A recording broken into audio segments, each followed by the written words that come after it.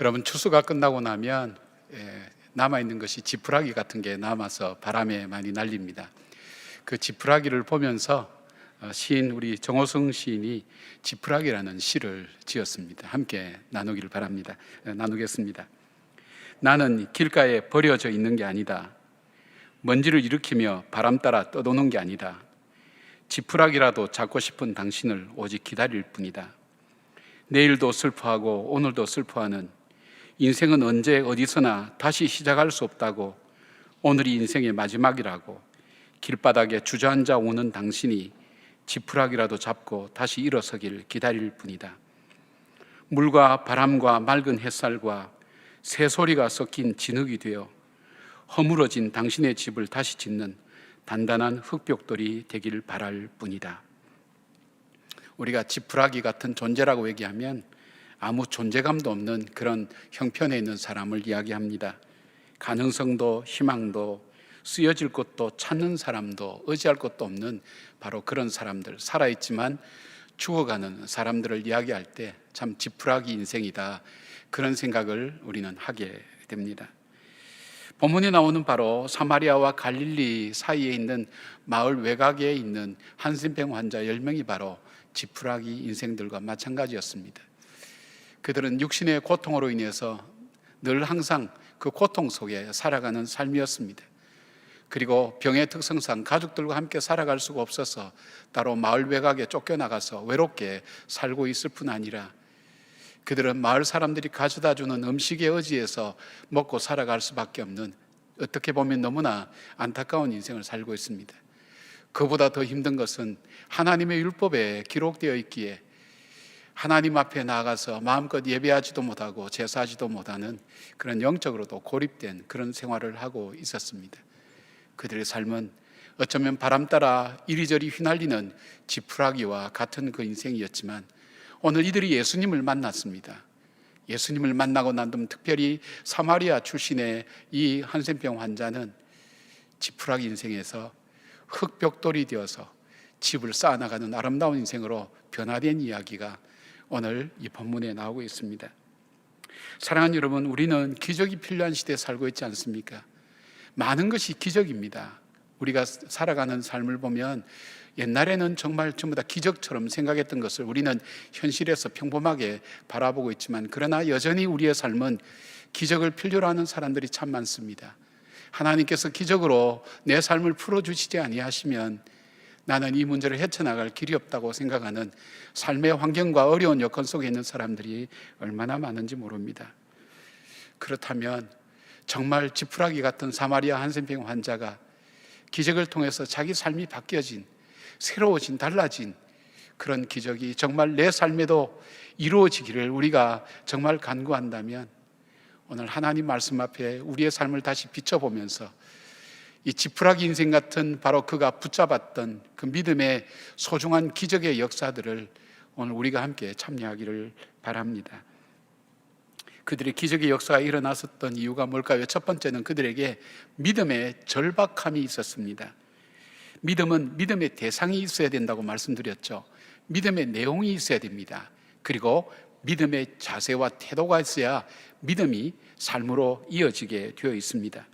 13절에 보니까 소리를 높여 이르되 예수 선생님이여 우리를 불쌍히 여기소서 하거늘, 그렇게 되어 있습니다. 예수님이 자기 주변을 지나갈 때에 그들은 기회를 놓치지 않고 예수님께 부르짖었습니다. 자기들을 불쌍히 여겨달라고 말입니다. 그냥 여겨달라고 얘기하지 않아도 그 사람 자체만 보면 불쌍한데 그들은 자기들의 아픔과 슬픔을 그 예수님께 호소하는 겁니다.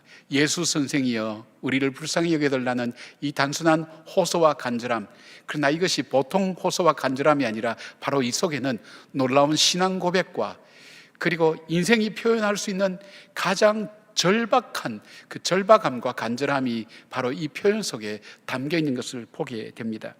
우리가 보통 선생님이라 할 때는 랍비라는 표현을 여러분 익숙하게 들어보셨을 것입니다. 그런데 여기에 예수 선생님이 할 때 이 선생님이 쓰는 단어는 에피스타타라는 단어를 쓰고 있습니다. 이들은 랍비가 필요하지 않습니다. 가르침이 필요하지 않습니다. 지금 치유가 필요한 겁니다. 기적이 필요한 겁니다. 그래서 예수 선생님이 부를 때는 그냥 단순히 진리를 말해주는 그런 선생님이 아니라 내 삶을 바꾸어 줄 수 있는, 내 형편을 새롭게 만들어 줄 수 있는, 내 인생을 새롭게 해줄 수 있는 바로 그런 권세와 능력을 가진 그분의 이름을 부르고 있는 겁니다. 그러니까 예수님을 향할 때 단순히 예수 선생님, 진리를 말하는 분이 아니라 당신이야말로, 예수님 당신이야말로 내 인생을 바꿀 뿐이고 내 삶을 바꿀 뿐이고 내 형편을 바꿀 만한 그런 분이라는 그 믿음의 고백이 바로 예수 선생님이여 거기에 담겨 있는 것입니다. 우리 육신의 병은 육신의 병으로 끝나지 않지 않습니까? 육신의 병은 마음의 병으로 이어지죠. 마음의 병으로 이어질 뿐 아니라 관계의 병으로도 이어집니다. 그것으로 끝나지 않고 영적으로도 어려움을 겪게 되죠. 우리 인생은 어느 한 곳에 문제가 생겨도 우리 삶 전체가 어려워지고 힘들어집니다. 바로 이들은 이 병으로 인해서 자기 인생 자체가 무너지고 자기 삶 자체가 어려운 환경 속에서 바로 예수님이야말로 이 절체절명의 위기 가운데서 그분이야말로 내 인생을 근본적으로 바꿀 수 있는 바로 그 하나님, 바로 그 메시아 되시는 분이라는 그 고백이 이 속에 담겨 있는 것을 봅니다. 시편 123편 3절 4절에 보면 이 말씀이 있습니다. 여호와여 우리를 긍휼히 여기시고 긍휼히 여기소서. 심한 멸시가 우리에게 넘치나이다. 평안한 자의 조소와 교만한 자의 멸시가 우리 심령에 넘치나이다. 얼마나 절박한 상황을 이야기하고 있습니까? 아마 여러분 중에는 이적과 기적을 통해서 오늘 여기까지 오신 분도 있을 것입니다. 바로 이 말씀이 의미하는 그 심정이 어떤 것인가 하는 것을 아마 처절하게 참 깊이 공감하면서 이 말씀을 함께 듣는 분들도 있을 줄 압니다. 이 절박함 속에 그들은 바로 그 예수님을 볼 때에 전혀 그들이 생각하지 못하고 예상하지 못했던, 다른 사람도 보지 못했던 예수님이야말로 내 인생을 통째로 바꾸고 내 삶을 구원할 그분으로 믿는 그 믿음이 있었다는 겁니다. 이 믿음과 더불어서 있는 것이 뭐냐면 절박함이었습니다. 여러분, 이들은 이 믿음이 있었기에 예수 선생님이여 우리를 불쌍히 여겨달라 그럴 때 예수님이 처음엔 대답하지 않았어요. 그런데 그들은 중단하지 않았습니다. 왜냐하면 절박함이 있었기 때문에, 믿음이 있는 절박함이 있었기 때문에, 예수님이 아니면 그럴 분이 없다는 그 안타까움이 그들로 하여금 계속해서 부르짖게 만들었습니다. 의사들에 의하면 한센병은 우리의 몸만 병들게 하는 것이 아니라 나중에는 목소리까지도 다 없어지게 만든다고 합니다. 그렇다면 그들이 아무리 큰 소리로 불러도 그들 목소리가 이미 사라졌다면 얼마나 예수님의 귀에 들릴 수가 있겠습니까? 그렇지만 그들은 최선을 다해서 피를 토하듯 하나님께 간절히 간구합니다. 그 주님을 부르짖습니다. 예수 선생님이여 우리를 불쌍히 여겨달라고, 당신이야말로 내 삶을 바꿀 분이라고. 이 믿음과 이 믿음의 절박함이라는 것이 얼만큼 중요한 것인가. 우리 주님 우리 중심을 보지 않습니까? 그 간절함을 보지 않습니까? 저도 기도를 하면서 여러 번 간절함으로 기도합니다. 대체로 여러분들도 기도하실 때 안타까운 문제를 가지고 기도하니까 간절히 기도하는데 그 간절함의 정도가 저 뱃속 깊은 곳으로부터 나오는, 정말 속에서 쓴물이 나오는 그런 간절함으로 기도를 드려보신 적이 있습니까? 전 제가 기억나는 거 크게 한 두 가지 정도 있습니다. 하나는 제 아내가 아플 때였습니다. 어려움을 많이 겪고 미국에 가서 아플 때에 참 너무나 불쌍했습니다. 그리고 지켜주지 못한 남편이라는 것, 내가 이 세상에서 참 유일하게 사랑하고 유일하게 나를 사랑하는 저 한 사람도 지켜내지 못한 나는 누군가, 그 안타까운 마음이 제 속에 들어오면서 그때 한 주 금식하고 다시 또 3주를 금식했는데 이 굶는 것이 배고프지 않아서 이대로 살다가 죽어도 괜찮겠다는 그런 절박함이 들어가는 거예요. 하나님 저 사람 살려달라고.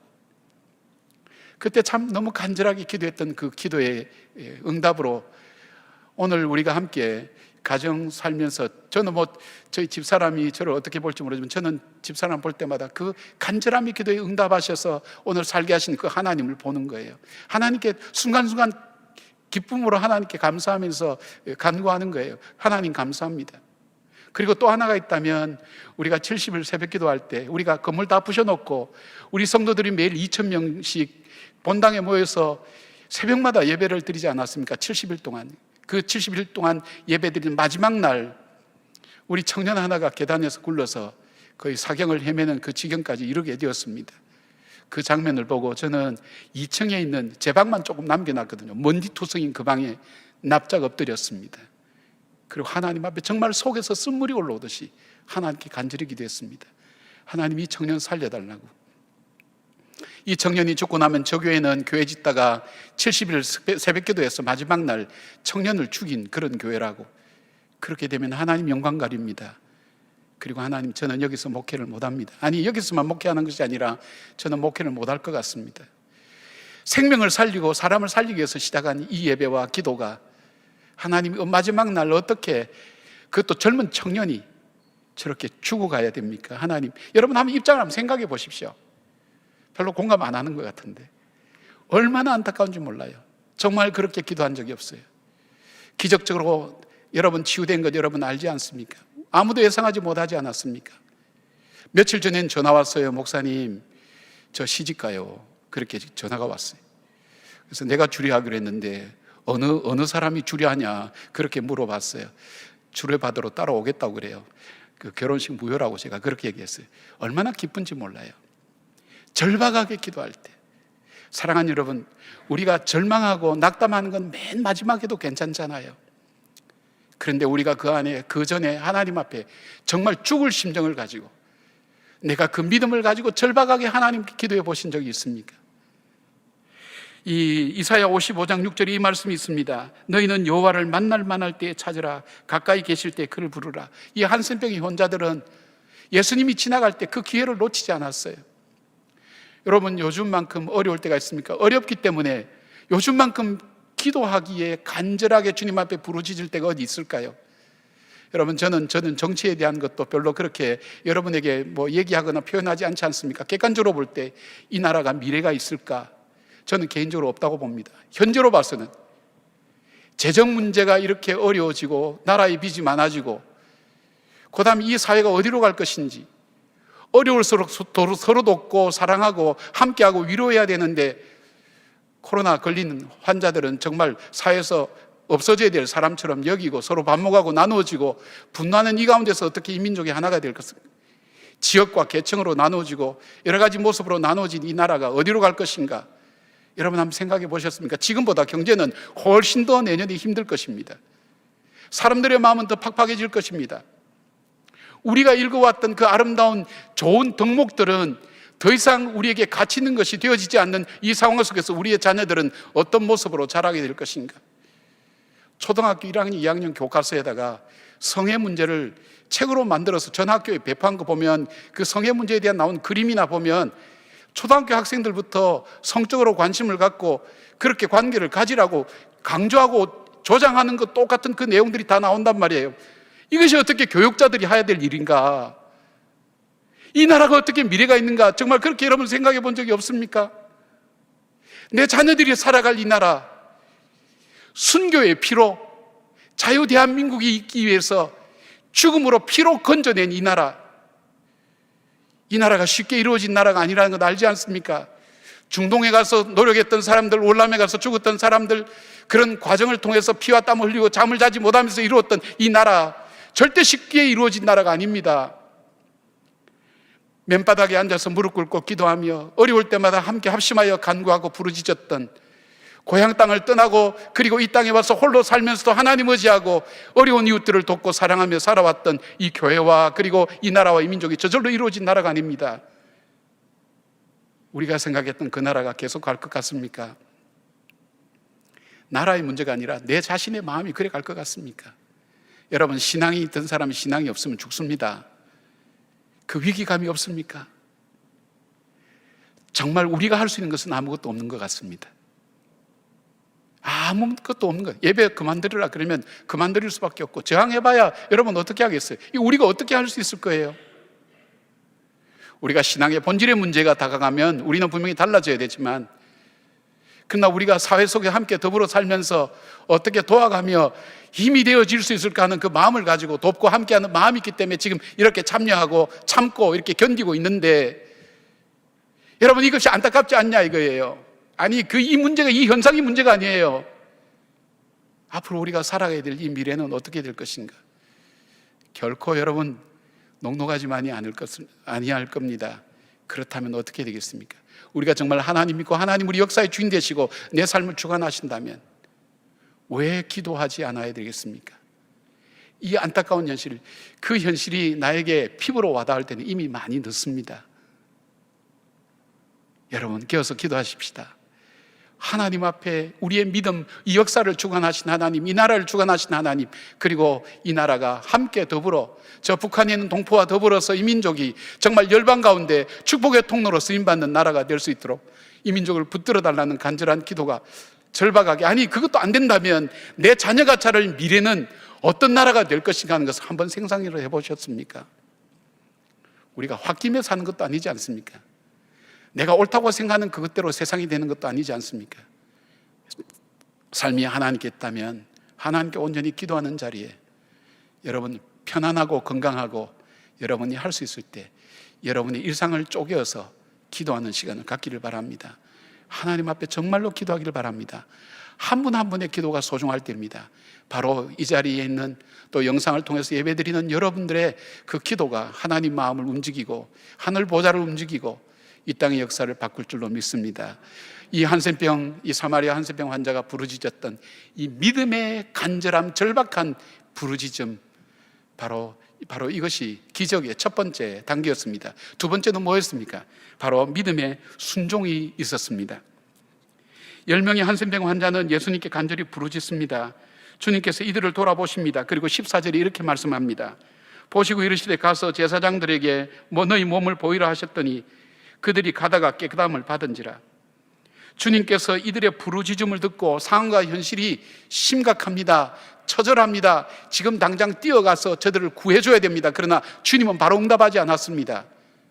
그러면서 그들의 부르짖음과 응답 사이에 꼭 필요한 것이 무엇인지를 여기서 교훈하고 있습니다. 그것이 뭐냐면 순종이었습니다. 그냥 순종이 아닙니다. 성품이 좋아서 순종하는 게 아니고 기가 얇아서 순종하는 것이 아니라 믿음에 근거한 순종, 확신에 근거한 그 순종이 하나님의 기적에 필요한 요소라는 것을 하나님 우리에게 교훈으로 말씀하고 있습니다.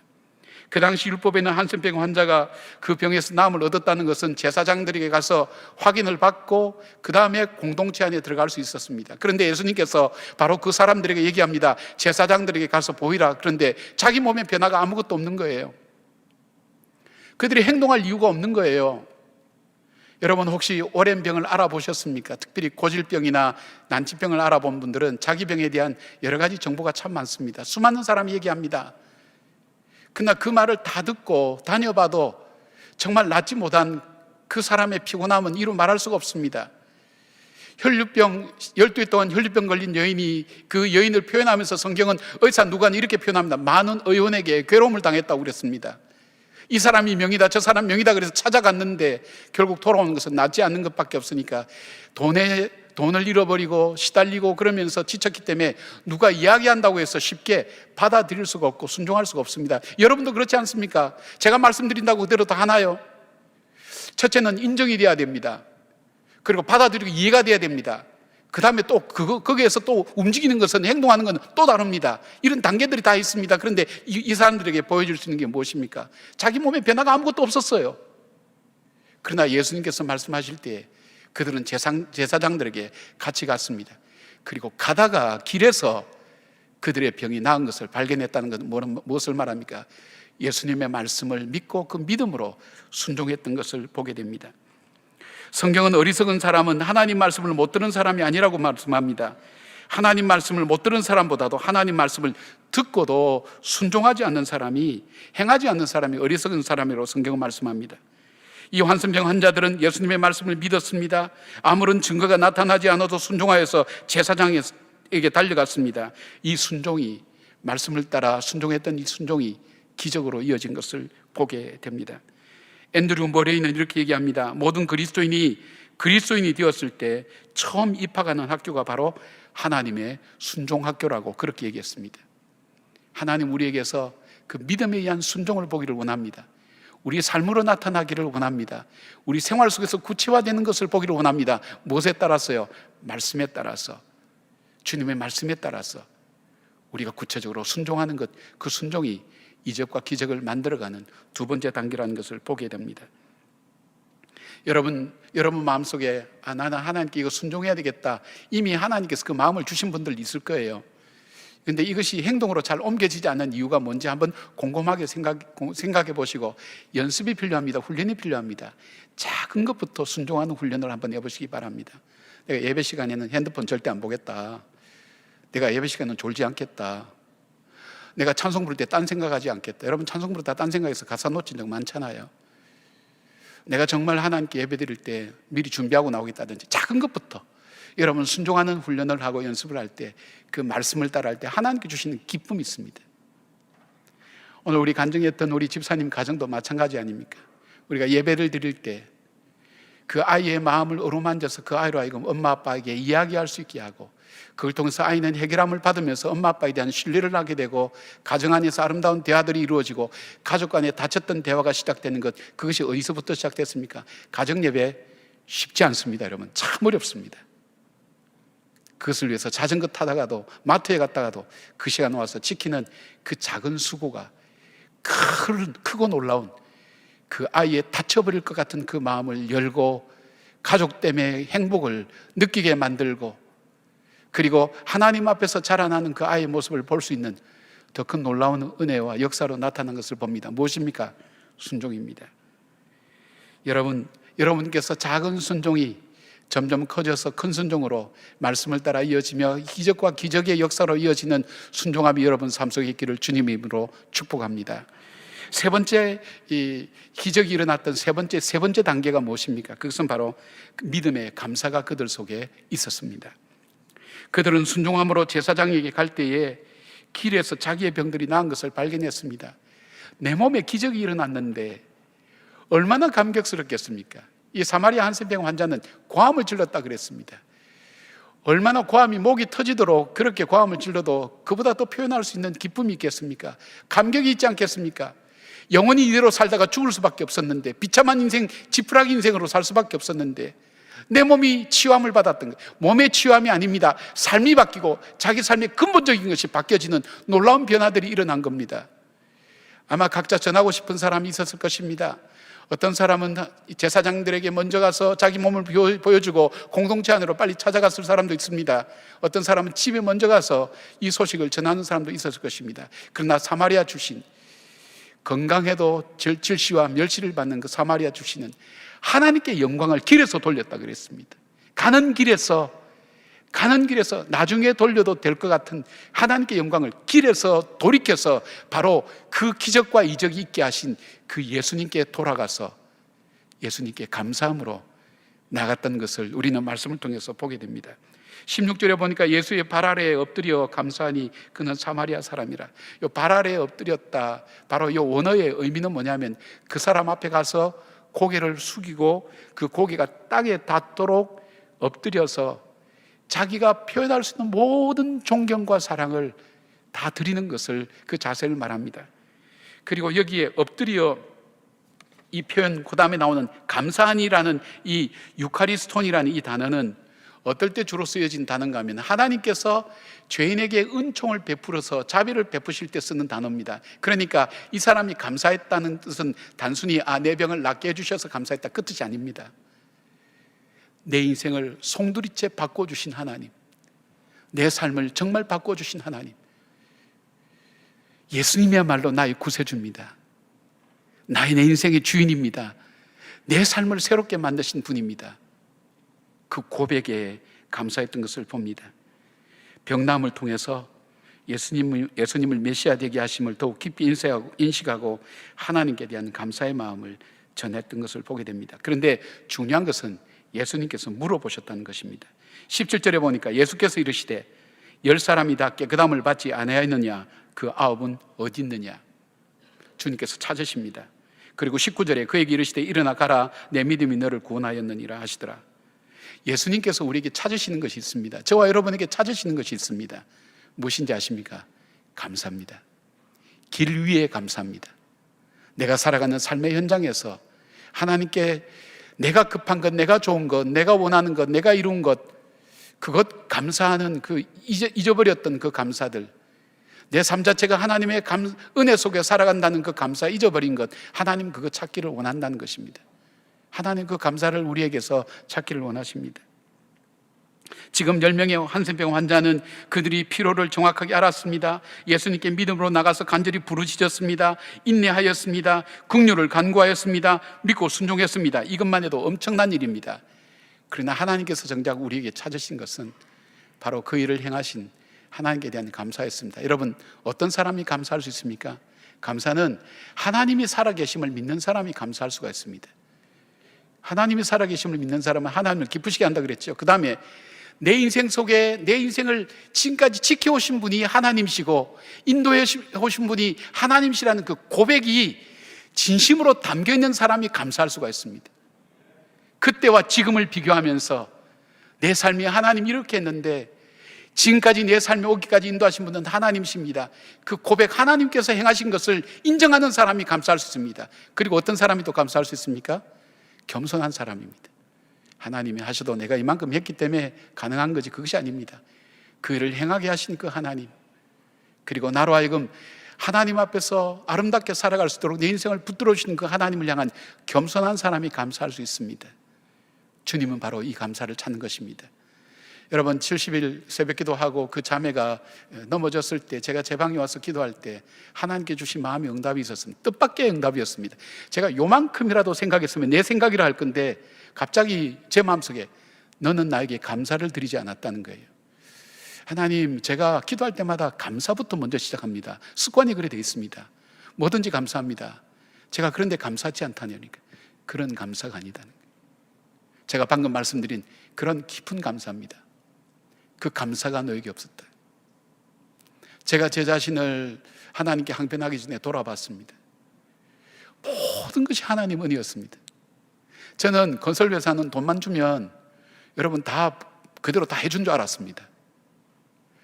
중간에 넘어가고 하여튼 이런 일들이 교회마다 많더라고요. 여러분, 한 사람도 사고 나지 않았습니다. 그 우연한 일은 아니라는 거예요. 이게 저절로 됐기 때문에 저절로 다 되는 모양이 생겼는데 하나하나 어려운 요소 일어나는 사건을 다 모아서 봤더니 하나에서 열까지 하나님께서 하나하나 지켜주신 것 하나하나 낱낱이 하나님께 감사하지 못했습니다. 그리고 이것이 완공되고 난 다음 여러분 기억하실 겁니다. 우리가 한 달 동안 감사라는 주제를 가지고 한 달 동안 새벽 기도에 하나님께 우리가 드리지 못했던 감사를 다 드렸던 기억나지 않습니까? 여러분, 오늘 하나님께서 저와 여러분에게 한국교회 찾는 것이 있다면 하나님께 대한 감사합니다. 주께서 나머지 9은 어디 있느냐? 너가 할 수 있는 것은 했지만 온전한 감사를 하나님이 원하고 계신다는 것. 여러분, 우리가 감사하지 못한 이유는 많이 있겠지만 무엇보다도 하나님이 우리에게 베푸셨던 그 아들 예수 그리스도를 통해서 내게 주신 이 구원이 얼만큼 소중하고 귀한 것인가, 그 가치를 모를 때에, 가치를 안다고 머리는 얘기하지만 우리가 진심으로 그것을 인정하지 못할 때에 우리의 감사는 그냥 겉도는 감사에 불과합니다. 그리고 또 하나 우리가 감사하지 못한 이유가 있다면 우리는 이것을 당연하게 생각하기 때문입니다. 코로나가 우리 인간에게 준 교훈 중에 몇 가지 중에 가장 큰 것이 있다면 우리의 지난날, 우리의 일상이 얼마나 축복이었는가 하는 것을 깨닫게 해준 것 아닙니까? 그렇다면 여러분, 지금 우리가 상황이 어렵고 힘들지만 훗날 우리가 돌아볼 때 지금 상황도 하나님 주신 가장 감사의 기회가 될 수 있었다고 우리가 이야기할 사람, 이거는 아니라고 얘기할 사람은 아무도 없을 겁니다. 어려운 중에, 우리가 힘든 중에도 이 가운데도 하나님의 역사심이 있었고 하나님 붙드심이 있었다고 우리가 고백할 수 있는 우리의 일상이라면 여러분 어떻게 하시겠습니까? 마스크를 쓰고 다니는 것 자체도, 편안하게 만날 수 없는 것 자체도 그것 때문에 우리의 삶이 많이 정결해지고 우리가 시간을 통해서 하나님께 더 나갈 수 있는 기회가 되었다면 이 불편함은 거룩한 불편함일 것입니다. 하나님께 오히려 감사의 조건이 되고 이것이 될 줄 어떻게 알겠습니까? 우리의 일상이. 그래서 주님은 우리에게 범사에 감사라고 말씀하고 있습니다. 미국으로 처음 이주한 청교도들은 그들이 배 안에 가면서도 많은 사람이 죽었지만 도착해서도 질병과 어려움으로 많은 사람이 죽었습니다. 이 신앙의 자유를 찾아 미국에 왔지만 그들이 1년 동안 농사를 지으면서 얼마나 고생 많이 하고 힘들게 했는지, 그러나 그들 속에 잊어버리지 않은 것이 있었다고 그래요. 하나님께 대한 감사였습니다. 그래서 이런 말이 있습니다. 청교도들 고백 속에 촛불을 보고 감사하는 사람에게 하나님은 별빛을 주시고, 별빛을 보고 감사하는 이들에게는 달빛을 주시고, 달빛을 보고 감사하는 이들에게는 태양빛을 주시고, 태양을 인해 감사하는 이들에게는 태양빛도 필요 없는 천국을 주신다. 여러분, 우리의 신앙 고백의 완성은 감사라는 것을 기억해야 됩니다. 또한 더 크고 놀라운 축복을 여는 열쇠도 바로 감사라는 것을 여러분 기억하셔야 됩니다. 금년에는 표면적으로 보면 감사한 것보다는 고통스럽고 아프고 불편하고 원망스러운 일이 더 많을 것입니다. 그러나 그러기에 우리는 더 진실된 감사를 주님 앞에 드릴 수 있지 않을까요? 캄캄한 밤하늘에 빛나는 작은 별들, 그러나 그 캄캄한 하늘을 배경으로, 캄캄한 하늘이기 때문에 빛나는 작은 별들, 그 보석 같은 것이 아름답듯이 우리가 시간이 지난 다음 가장 힘들었던 순간, 그러나 그 순간에도 하나님께 우리의 중심을 다해서 드렸던 그 감사가 우리의 삶의 보석처럼 빛나는 아름다운 삶의 우리 아름다운 추억이 되지 않겠습니까? 가장 힘들기에, 가장 어려웠기에, 가장 내키지 않는 감사였지만 믿음을 따라서 하나님께 드렸던 이 감사가 가장 어두운 날 밤하늘을 아름답게 만드는 보석처럼 빛나는 별처럼 우리의 삶의 추억이 되리라 저는 그렇게 믿습니다. 이동호 목사님 책에 소개하는 이야기입니다. 일반 인터넷 봐도 잘 나와 있는 그런 이야기인데, 이 추수감사절은 1620년 청교도, 영국의 청교도들이 메이플라워를 타고 프리모스, 매사추세츠 프리모스에 도착함으로부터 그 역사가 시작되었습니다. 근데 사실 이들이 도착하기 10년 전에 영국의 무역하는 분들이 이곳에 와서 그곳에 있는 인디언들을 한 5명 정도 잡아다가 노예로 스페인 시장에 팔았습니다. 그 스페인의 노예 시장에 넘긴 그 중에 스ኳ토라는 청년이 있었습니다. 이 청년은 스페인의 사제에게 팔려서 교회에서 일하게 되었습니다. 교회에서 일하다가 이 청년이 예수를 믿게 된 겁니다. 그리고 매일매일 그는 일하면서 하나님께 기도했습니다. 3가지를 기도했다고 합니다. 첫째는 하나님 고향에 돌아가게 해주세요. 둘째는 자기를 잡아간 백인들을 원망하지 않고 오히려 그들과 협력하여서 고향 땅을 스페인처럼 살기 좋은 땅으로 만들어 주세요. 세 번째는 자기 평생에 하나님께 감사하는 인생으로 살기를 원한다는 그 3가지 기도했습니다. 매일매일 기도했습니다. 하나님께서 이 형제에게 기회를 주셨습니다. 스ኳ토는 고향으로 돌아가기 위해서 사제의 허락을 어렵게 받아냈습니다. 그리고 영국 사람 존 슬레니 집에서 일하면서 이 고향으로 돌아갈 준비를 했습니다. 10년 만에 고향으로 돌아갔습니다. 꿈을 안고 돌아갔는데 그 고향은 이 전염병이 창궐하여서 이미 가족들이 다 죽고 난 다음이었습니다. 마을도 엉망이 되었습니다. 스ኳ토는 바로 남은 사람들을 중심으로 그 마을을 다시 재건했습니다. 그리고 그 다음에 바로 메이플라워를 타고 바로 청교도들이 도착한 겁니다. 여러분, 그는 하늘을 원망하지 않았습니다. 그리고 그들이 메이플라워를 타고 온 청교도들이 도착했을 때 스ኳ토는 마을 사람들을 이끌고 유창한 영어로 청교도를 환영했습니다. 그들의 정착을 도왔습니다. 청교도들이 정착한 지 1년이 되는 11월 추수 때에 인디언들을 초청해서 잔치를 열었습니다. 그것이 추수감사절의 유래가 되고 스ኳ토에게 감사했다고 합니다. 그 당시 청교도를 이끌었던 브래드퍼드 목사님의 그 일기장에 이렇게 기록되어 있습니다. 스ኳ토는 하나님이 우리를 위해 준비해 두신 특별한 존재다. 그는 우리에게 옥수수를 심는 법을 가르쳤고 낚시하는 방법을 가르쳐 주었으며 땅을 어떻게 일구어야 하는지 가르쳐 주었다. 그는 죽을 때까지 한순간도 우리 곁을 떠나지 않고 친구가 되어 주었으며 낯선 땅에서 생존하는 데 필요한 모든 것을 가르쳐 주었다. 그리고 스ኳ토가 열병으로 죽음을 맞이했을 때 하나님 그의 마지막 3번째 기도를 들어응답하셨습니다. 그는 이렇게 기도합니다. 하나님, 제 기도를 들어주셔서 감사드립니다. 부디 이 땅을 축복하소서. 이동 목사님은 이 이야기를 하면서 마지막에 이렇게 코멘트를 합니다. 오늘날의 미국은 바로 이 스ኳ토 한 사람, 이 스ኳ토의 믿음과 감사의 기적으로 시작된 나라라고 그렇게 이 코멘트를 했습니다. 맞습니다.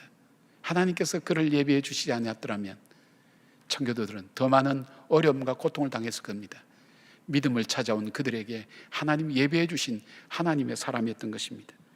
사랑하는 여러분, 우리는 복음에 비친 사람들입니다. 우리가 부르는 찬송들, 쉽게 부르는 찬송들, 그냥 부르는 찬송이 아닙니다. 자기의 삶의 어려운 역경 속에서도 그 하나님을 찾고 그 하나님을 발견했던 그 감격과 기쁨과 그리고 그 믿음의 고백을 담아서 이 찬송가가 만들어졌습니다. 묶어졌습니다. 우리가 그걸 부르고 있는 겁니다. 복음에 빛을 진 겁니다. 성경책도 마찬가지입니다. 우리가 지금 예배드리는 예배 형식도 마찬가지입니다. 우리가 모든 것이 복음의 빛을 줬습니다. 아니, 복음의 빛만 진 것이 아닙니다. 우리가 살아온 지난 날들을 보십시오. 내 힘으로 살아온 것이 어디 있나요? 사람들의 도움과 사랑과 그리고 함께하는 그 은혜가 없었다면 우리는 살아올 수가 없었습니다. 우리는 인생 자체가 빚으로 시작합니다. 이제 바로 그들이 뿌려놓은 그 씨앗을 먹고 우리가 오늘 여기까지 왔다면 우리는 우리 시대에 우리의 씨앗을 뿌려야 되지 않겠습니까? 기도의 씨앗을 뿌리십시다. 순종의 씨앗을 뿌리십시다. 감사의 씨앗을 뿌리십시다. 어째 아멘하는 사람이 이렇도록 없단 말입니까? 예? 다시 하겠습니다. 우리가 믿음의 씨앗을 뿌리십시다. 예. 우리 순종의 씨앗을 뿌리십시다. 감사의 씨앗을 뿌리십시다. 사랑하는 여러분, 맞습니다. 우리는 우리 스스로 지푸라기 인생 같다고 느껴질 때가 여러분 이미 있었고 또 어쩌면 지금 그렇게 생각하는 분이 있었을 것입니다. 바람 따라 세월 따라 환경 따라 이렇게 흘러다니고 아무도 관심 갖지 않은 어느 날 그 주님이 오셔서 나로 하여금 흙벽돌을 이 벽돌로 만드셔서 벽돌 속에 벽돌을 더 든든하게 단단하게 만드는 바로 그 지푸라기로 사용해 주셔서 집을 세우는데 쓰임받는 것처럼 내 인생을 세우신 그 하나님, 바로 한국교회를 통해서 무너진 이 나라를 다시 세워나가고 내 가정을 다시 세워나가는 하나님의 축복이 가득한 이적과 기적, 나 같은 사람이 구원받아서 하나님 자녀된 것도 기적이지만 내 삶을 통해 기적적으로 열어가시는 하나님의 축복이 여러분 삶 가운데 풍성하기를 주의 이름으로 축원합니다. 아멘. 기도하겠습니다.